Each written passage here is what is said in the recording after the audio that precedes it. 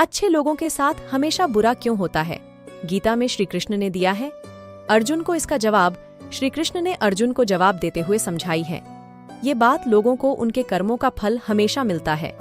गीता सार आपने महसूस किया होगा कि जो लोग अच्छे कर्म करते हैं वो परेशान रहते हैं, वहीं जो बुरे कर्म करते हैं वह खुशी से रह रहे होते हैं। अच्छे कर्म करने वाले परेशान होते हैं कि आखिर उन्हें इतनी परीक्षा क्यों देनी पड़ रही है, जबकि जो धर्म की राह में हैं वो खुश हैं और जिंदगी का लुत्फ उठा रहे हैं। अगर आपके मन में भी ये सवाल आया है तो आज हम आपको इसका जवाब देंगे। ये जवाब है जो भागवत गीता में लिखा है और श्री कृष्ण ने अर्जुन को दिया था। भगवत गीता में वर्णित कथा के अनुसार जब भी अर्जुन के मन में कोई दुविधा होती थी तो वो श्री कृष्ण के पास पहुंच जाते थे।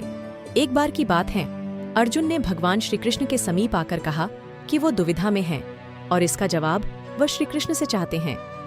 श्री कृष्ण ने पूछा कि क्या सवाल है? अर्जुन ने कहा, मुझे ये जानना है कि अच्छे लोगों के साथ हमेशा बुरा ही क्यों होता है, वहीं बुरे लोग खुशहाल देखते हैं।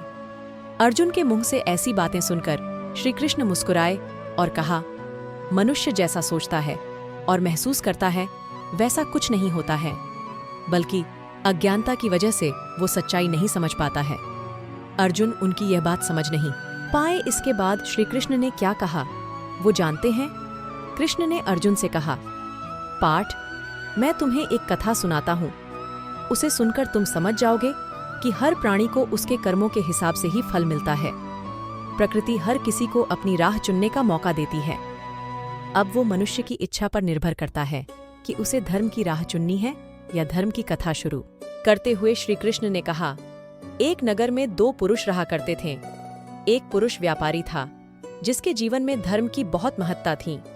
वो पूजा पाठ में यकीन रखता था।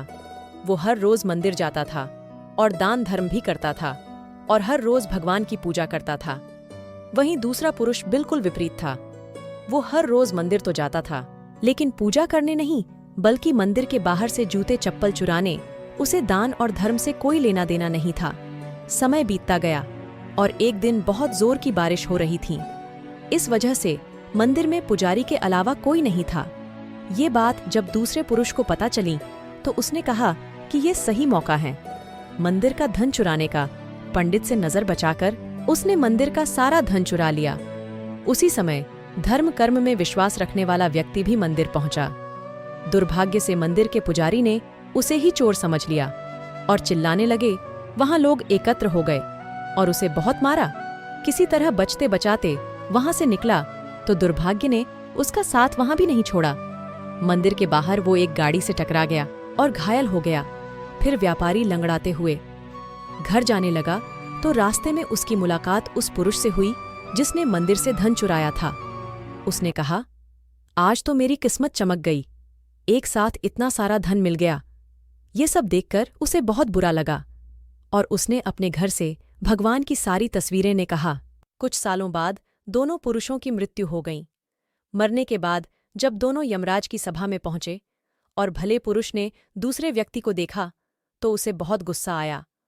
उसने क्रोधित होकर यमराज से पूछ ही लिया, मैं तो हमेशा अच्छे कर्म करता था, मैं विश्वास रखता था, उसके बदले जीवन भर मुझे अपमान और दर्द ही मिला। और इस व्यक्ति को नोटों से भरी पोटली, आखिर ऐसा भेदभाव क्यों? इस पर यमराज ने कहा, पुत्र, तुम गलत समझ रहे हो। जिस दिन तुम्हारी गाड़ी से टक्कर हुई थी वो दिन तुम्हारे जीवन का आखिरी दिन था, परंतु तुम्हारे अच्छे कर्मों की वजह से तुम्हारी सिर्फ एक छोटी सी चोट में बदल गई। तो मैं दुष्ट व्यक्ति के बारे में जानना चाहते हैं।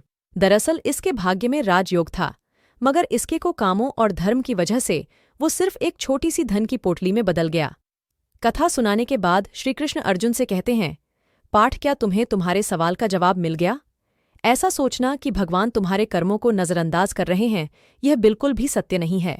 भगवान हमें कब क्या किस रूप में दे रहा है मनुष्य को समझ में नहीं आता है, मगर आप अच्छे कर्म करते रहें तो भगवान की कृपा हमेशा बनी रहती है। इसलिए अपने अच्छे कर्मों को बदलना नहीं चाहिए, क्योंकि उसका फल हमें इसी जीवन में मिलता है। इसीलिए मनुष्य का फर्ज है कि वो हमेशा अच्छे कर्म करते रहें, क्योंकि श्रीकृष्ण ने गीता में भी बताया है कि किसी के द्वारा किया गया कर्म बेकार नहीं जाता, चाहे वो सही या गलत।